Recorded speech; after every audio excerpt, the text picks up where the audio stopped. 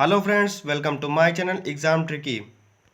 दोस्तों, आज मैं आपसे मोस्ट इम्पॉर्टेंट टॉपिक डिस्कस करूंगा, जो कि हमारे भारत की प्रमुख नदियां, उनका उद्गम स्थान कौन सा है और उन नदियों के किनारे कौन से शहर बसे हुए हैं और उनकी सहायक नदियां कौन सी हैं और उन नदियों की लंबाई क्या है। दोस्तों, सारे टॉपिक एक साथ डिस्कस करूंगा। मोस्ट इम्पॉर्टेंट टॉपिक है, इससे कुछ ना कुछ परीक्षाओं में आता रहता है। अगर आप हमारे चैनल पर नए हैं तो हमारे चैनल को सब्सक्राइब कर लें और हाँ, बेल आइकन जरूर प्रेस कर लें, जिससे नए वीडियो की नोटिफिकेशन आपको समय से मिल सके। दोस्तों, आज का हमारा टॉपिक है भारत की प्रमुख नदियाँ। दोस्तों, पहली नदी है हमारी गोमती नदी। गोमती नदी गोमती नदी का उद्गम उत्तर प्रदेश के पीलीभीत जिले से हुआ है। दोस्तों, उत्तर प्रदेश के पीलीभीत जिले से गोमती नदी का उद्गम हुआ है और जो पीलीभीत जिले में झील है उसका नाम है फुल्लर झील। फुल्लर झील से गोमती नदी का उद्गम हुआ है। उद्गम स्थान है फुल्लर झील। उत्तर प्रदेश की राजधानी लखनऊ इसी नदी के किनारे बसी हुई है। दोस्तों, उत्तर प्रदेश की राजधानी लखनऊ जो है वो गोमती नदी के किनारे बसी है और लखीमपुर और जौनपुर भी गोमती नदी के किनारे बसे हैं। गोमती नदी गाजीपुर के निकट गंगा में जाकर मिल जाती है। दोस्तों, गोमती नदी गाजीपुर के निकट गंगा में जाकर मिल जाती है। दूसरी नदी है हमारी गंडक नदी। गंडक नदी, इस नदी का उद्गम नेपाल तिब्बत की समीपवर्ती पर्वत श्रृंखलाओं से हुआ है। दोस्तों, गंडक नदी का उद्गम स्थान नेपाल तिब्बत की समीपवर्ती पर्वत श्रृंखलाएं हैं, वहाँ से इसका उद्गम स्थान हुआ है। नेपाल में इसको सालीगर्मी तथा नारायणी नाम से जाना जाता है। दोस्तों, अभी कभी क्वेश्चन ये पूछ सकता है कि नारायणी नाम से किस नदी को जाना जाता है, तो नारायणी नाम से गंडक नदी को जाना जाता है और सालीगर्मी भी गंडक नदी को ही कहा जाता है। आगे, उत्तर प्रदेश तथा बिहार की सीमा में रहते हुए यह नदी पटना के पास गंगा में मिलती है। दोस्तों, यह नदी पटना के पास गंगा में मिलती है और इस नदी की लंबाई, गंडक नदी की लंबाई कितनी है? 425 किलोमीटर, लगभग 425 किलोमीटर इसकी लंबाई है। तीसरी नदी है हमारी कोसी नदी। कोसी नदी, कोसी नदी का उद्गम प्रारंभिक रूप से 7 धाराओं से हुआ है। दोस्तों, कोसी नदी का उद्गम 7 धाराओं से हुआ है, जो नेपाल, हिमालय तथा कंचनजंगा पर्वत से निकलती हैं।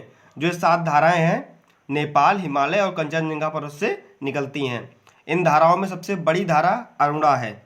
क्वेश्चन ये भी हो सकता है कि कोसी नदी की सबसे जो बड़ी धारा है वो कौन सी है? वो अरुणा है। आगे, जो माउंट एवरेस्ट के पास से, अरुणा कहाँ से निकलती है? माउंट एवरेस्ट के पास से निकलती है। बिहार के मैदानी भाग से बहते हुए यह नदी भागलपुर जिले में गंगा नदी में मिल जाती है। दोस्तों, यह नदी जो है भागलपुर जिले में गंगा जी में मिल जाती है। कोसी नदी की लंबाई लगभग 750 किलोमीटर है। कोसी नदी अपने मार्ग परिवर्तन में भयंकर बाढ़ से के कारण के लिए प्रसिद्ध है। दोस्तों, कोसी नदी से इसका परिवर्तन होता रहता है ना, इसका मार्ग परिवर्तन होता है और भयंकर बाढ़ आती है, इसीलिए बिहार में जनधन को अपार क्षति पहुंचती है। इसीलिए इसको बिहार का शोक भी कहा जाता है। कोसी नदी को बिहार का शोक भी कहा जाता है। एक क्वेश्चन यहाँ से भी उठ सकता है, बिहार का शोक किसे कहते हैं? तो कोसी नदी को बिहार का शोक भी कहते हैं। अगली नदी हमारी है दामोदर नदी।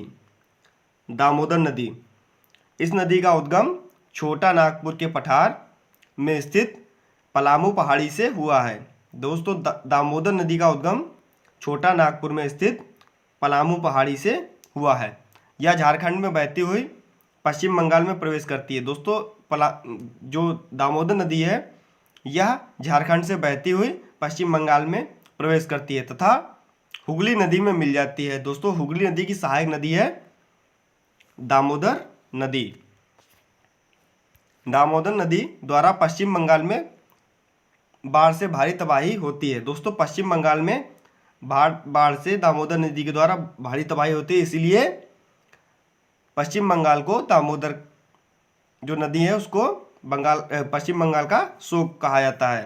दोस्तों ये क्वेश्चन हो सकता है कि पश्चिम बंगाल का शोक किसे कहा जाता है, तो दामोदर नदी को कहा जाता है।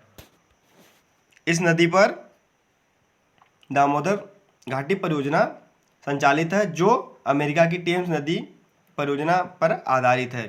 दोस्तों दामोदर नदी पर ही दामोदर घाटी परियोजना है। नेक्स्ट है हमारी यमुना नदी। यमुना नदी गंगा नदी की प्रमुख सहायक नदी है। दोस्तों यमुना नदी गंगा नदी की प्रमुख सहायक नदी है। इस नदी का उद्गम उत्तराखंड के गंगोत्री नामक स्थान से हुआ है। दोस्तों उत्तराखंड के गंगोत्री नामक स्थान से यमुना नदी का उद्गम हुआ है। ये क्वेश्चन पूछ सकते हैं।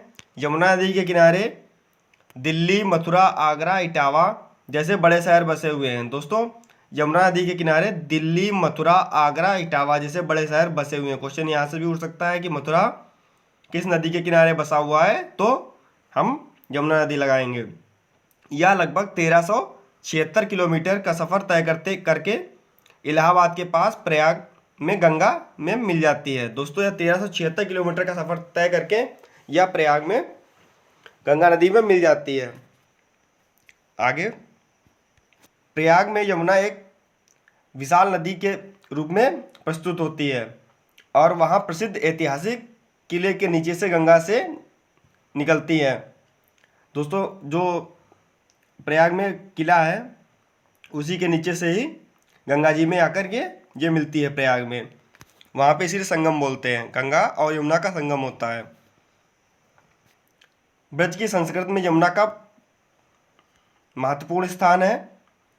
इसकी प्रमुख सहायक नदियाँ चंबल, सेंगर, छोटी सिंधु, बेतवा और केन। और भी है एक दो, मगर इसमें जो प्रमुख हैं वो चंबल नदी है, सेंगर है, छोटी सिंधु, बेतवा और केन नदी यमुना की सहायक नदियां हैं। ये पूछ सकता है। नेक्स्ट हमारे चंबल नदी।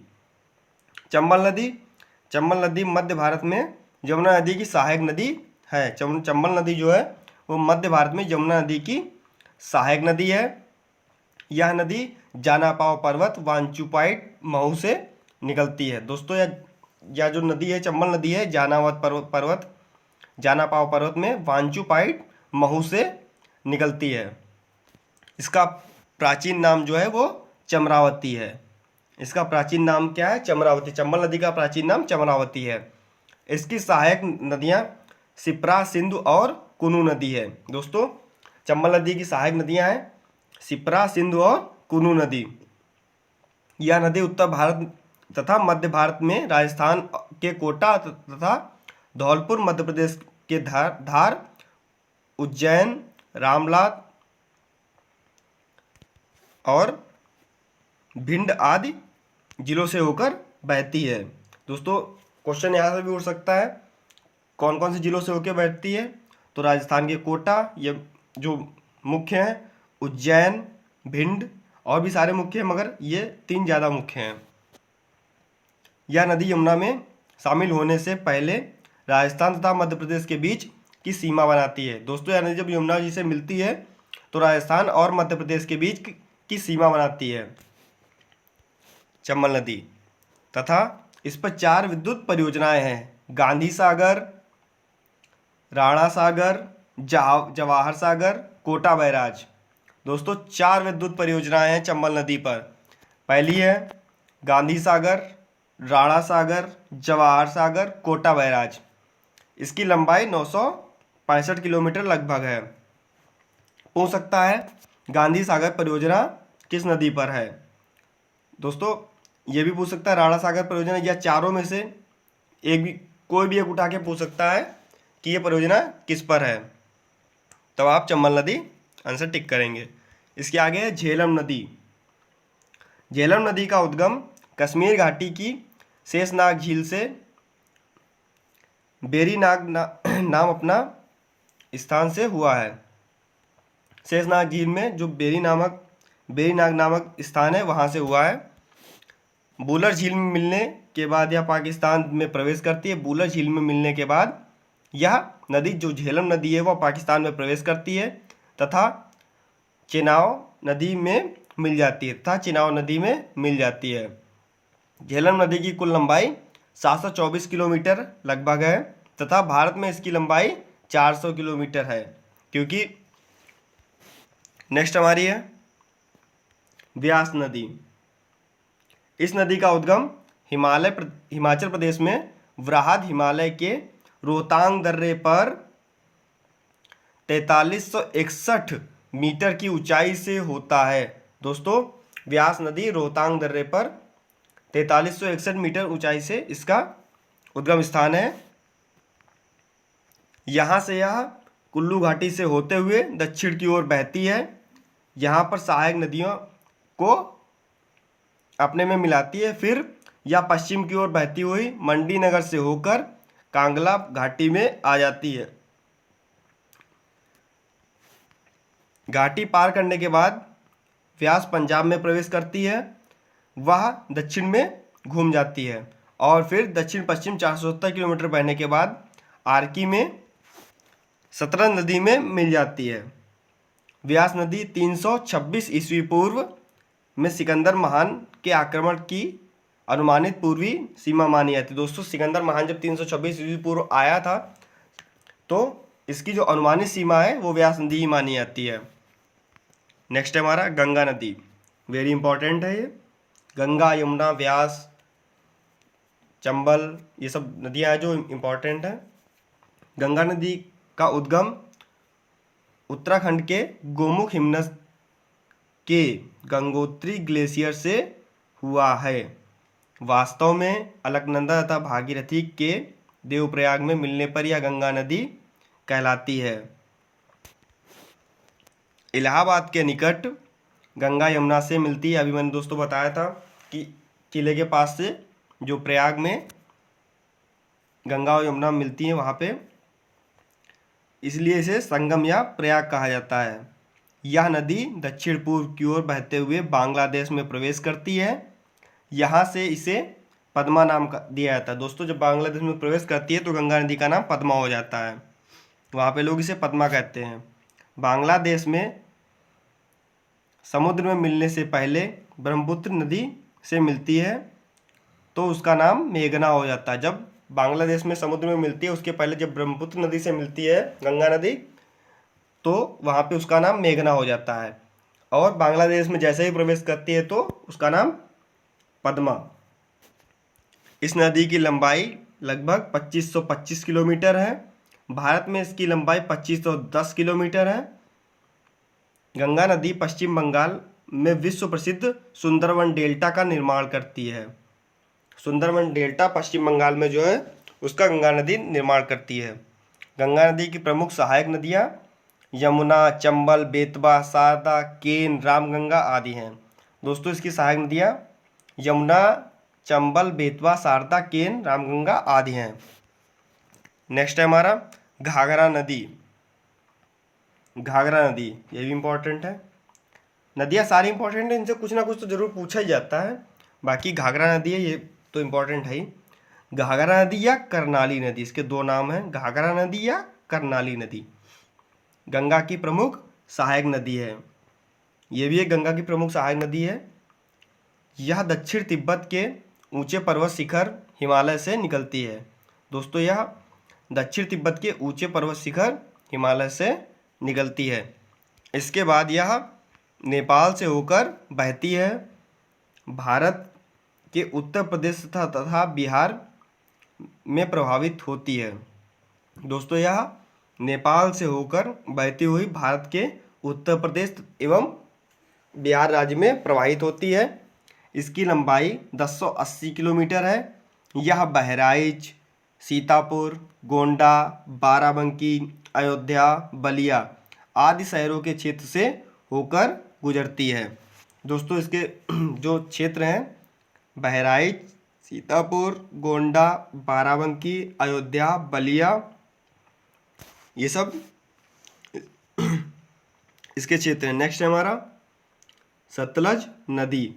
सतलज नदी का उद्गम तिब्बत में स्थित मानसरोवर झील के निकट राक्षस ताल से हुआ। दोस्तों सतलज नदी तिब्बत में स्थित मानसरोवर ताल के निकट राक्षस ताल से हुआ। यह नदी अपने उद्गम से 1500 किलोमीटर की दूरी तय करके पाकिस्तान में चिनाब नदी से मिल जाती है। दोस्तों इसके उद्गम स्थान से 1500 किलोमीटर दूरी तय करने के बाद में यह पाकिस्तान में चिनाब नदी से मिल जाती है। भारत में सतलज नदी की लंबाई 1050 किलोमीटर है। प्रसिद्ध भाखड़ा नांगल बांध सतलज नदी पर ही बना है। दोस्तों यहाँ भी एक क्वेश्चन है, भाखड़ा नांगल बांध कहाँ है, तो वो सतलज नदी पे है। नेक्स्ट है हमारा रावी नदी। रावी नदी हिमाचल प्रदेश के रोहतांग दर्रे से निकली है एवं पाकिस्तान के मुल्तान के समीप चिनाब नदी में मिल जाती है। रावी नदी की लंबाई 725 किलोमीटर लगभग है। दोस्तों यह रोहतांग दर्रे से निकली है और पाकिस्तान के मुल्तान के समीप चिनाब नदी में मिल जाती है। नेक्स्ट है सिंधु नदी। इम्पॉर्टेंट है ये। यह एशिया की सबसे लंबी नदियों में से एक है। दोस्तों सिंधु नदी एशिया की सबसे लंबी नदियों में से एक है। यह पाकिस्तान, भारत और चीन के माध्यम से बहती है। दोस्तों 3 देश हैं इसमें, पाकिस्तान, भारत और चीन। सिंधु नदी का उद्गम तिब्बत के मानसरोवर के निकट सिनकाबाब नामक जलधारा से माना जाता है। दोस्तों तिब्बत के मानसरोवर के निकट सिनकाबाब नामक जलधारा से माना जाता है। इस नदी की लंबाई लगभग 2880 किलोमीटर है। सिंधु नदी की प्रमुख नदियाँ जो सहायक नदियाँ हैं झेलम, चिनाब, रावी, व्यास तथा सतलज हैं। सिंधु नदी की जो प्रमुख सहायक नदियाँ हैं वो झेलम, चिनाब, रावी, व्यास और सतलज हैं। नेक्स्ट है हमारा माही नदी। माही नदी पश्चिम भारत की एक प्रमुख नदी है।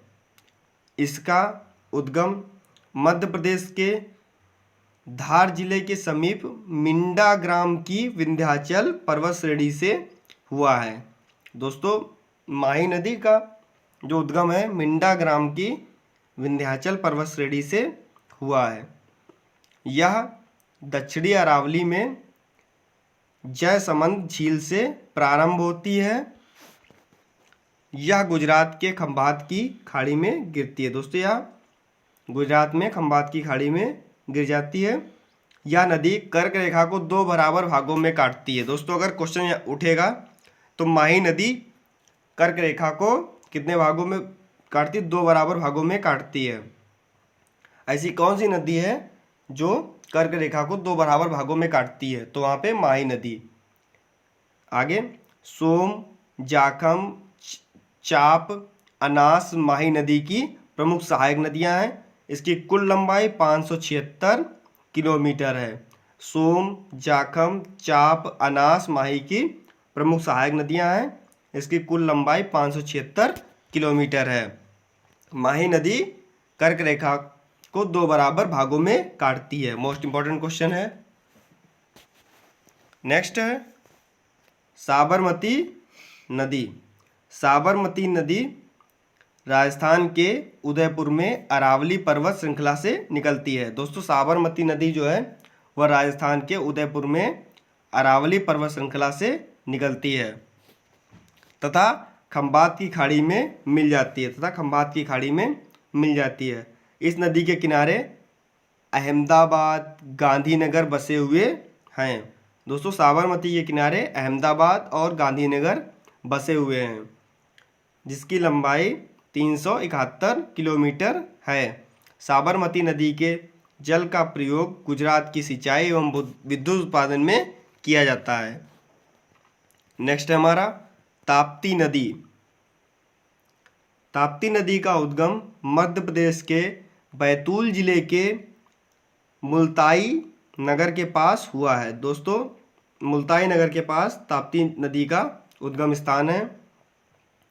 ताप्ती नदी पश्चिम की ओर नर्मदा नदी के समांतर बहती हुई गुजरात में सूरत के निकट खंभात की खाड़ी में गिरती है। दोस्तों यह गुजरात में सूरत के निकट खंभात की खाड़ी में गिरती है। दोस्तों इसका उद्गम स्थान मुल्ताई नगर के पास बैतूल जिले में, और यह ताप्ती नदी पश्चिम की ओर नर्मदा नदी के समांतर बहती हुई गुजरात में सूरत के निकट खंभात की खाड़ी में गिरती है। इस नदी की लंबाई लगभग 750 किलोमीटर है। इस नदी की लंबाई लगभग 750 किलोमीटर है। नेक्स्ट हमारा गोदावरी नदी। गोदावरी नदी, गोदावरी नदी का उद्गम महाराष्ट्र के नासिक जिले से होता है। दोस्तों गोदावरी नदी महाराष्ट्र के नासिक जिले से इसका उद्गम स्थान है। गोदावरी नदी दक्षिण भारत की सबसे लंबी नदी है। जो गोदावरी नदी है दक्षिण भारत की सबसे लंबी नदी है। इसकी लंबाई 1465 किलोमीटर है। अपने विशाल आकार के कारण इस नदी को दक्षिण गंगा तथा वृद्ध गंगा के नाम से जाना जाता है। गोदावरी को दक्षिण गंगा और वृद्ध गंगा के नाम से भी जाना जाता है। यह महाराष्ट्र, आंध्र प्रदेश तथा तेलंगाना के पठार को पार करती हुई बंगाल की खाड़ी में मिल जाती है। दोस्तों यह आंध्र प्रदेश, तेलंगाना तथा के पठारों को पार करती हुई बंगाल की खाड़ी में मिल जाती है। नेक्स्ट है हमारा कावेरी नदी। कावेरी नदी का उद्गम कर्नाटक राज्य के कुल जिले में स्थित ब्रह्मगिरी की पहाड़ियों से हुआ है। दोस्तों कावेरी नदी का उद्गम ब्रह्मगिरी की पहाड़ियों से होता है। कावेरी नदी में प्रसिद्ध शिव समुद्रम जलप्रपात योजना स्थित है। दोस्तों कावेरी नदी में शिव समुद्रम जलप्रपात योजना स्थित है। ये क्वेश्चन हो सकता है और आता भी है कभी कभार कि शिव समुद्रम जलप्रपात योजना किस नदी पर है, तो कावेरी नदी पर है। यह नदी 800 किलोमीटर की दूरी तय करके बंगाल की खाड़ी में मिल जाती है। क्षिप्रा नदी। क्षिप्रा नदी इंदौर की जानापाव पहाड़ियों से निकलती है। इस नदी के किनारे उज्जैन का विश्व प्रसिद्ध महाकालेश्वर मंदिर स्थित है और यहाँ प्रत्येक 12 वर्ष में कुंभ मेला का आयोजन होता है। दोस्तों गंगा नदी और क्षिप्रा नदी के किनारे प्रत्येक 12 वर्ष में कुंभ मेले का आयोजन होता है। इसकी लंबाई लगभग 195 किलोमीटर है। नेक्स्ट है हमारा ब्रह्मपुत्र नदी। ब्रह्मपुत्र नदी एकमात्र ऐसी नदी है जो तिब्बत, भारत तथा बांग्लादेश से होकर बहती है। ब्रह्मपुत्र नदी दोस्तों एक ऐसी नदी है जो तिब्बत, भारत तथा बांग्लादेश से होकर बहती है। ब्रह्मपुत्र का उद्गम हिमालय के उत्तर में तिब्बत के पुरंग जिले में मानसरोवर झील के निकट होता है। तिब्बत के पुरंग जिले में मानसरोवर झील के निकट ब्रह्मपुत्र नदी का उद्गम स्थान है। तिब्बत में बहते हुए यह नदी भारत के अरुणाचल प्रदेश राज्य में प्रवेश करती है और फिर बांग्लादेश में प्रवेश करके इसे जमुना कहा जाता है। पद्मा से संगम के बाद इसकी संयुक्त धारा को मेघना कहा जाता है जो सुंदरवन डेल्टा का निर्माण करती है। क्योंकि गंगा जी में मिल जाती है तो सुंदरवन डेल्टा का निर्माण करेगी। यह बंगाल की खाड़ी में जाकर मिल जाती है। इसकी लंबाई 2900 किलोमीटर है। कृष्णा नदी। कृष्णा नदी महाराष्ट्र के महाबलेश्वर के निकट एक झरने से निकलती है। महाराष्ट्र में महाबलेश्वर के निकट एक झरना है, वहाँ से कृष्णा नदी का उद्गम स्थान है। यह महाराष्ट्र, कर्नाटक तथा आंध्र प्रदेश में बहते हुए विजयवाड़ा के निकट विभिन्न शाखाओं में बंगाल की खाड़ी में मिल जाती है। इस नदी की लंबाई 1400 किलोमीटर है।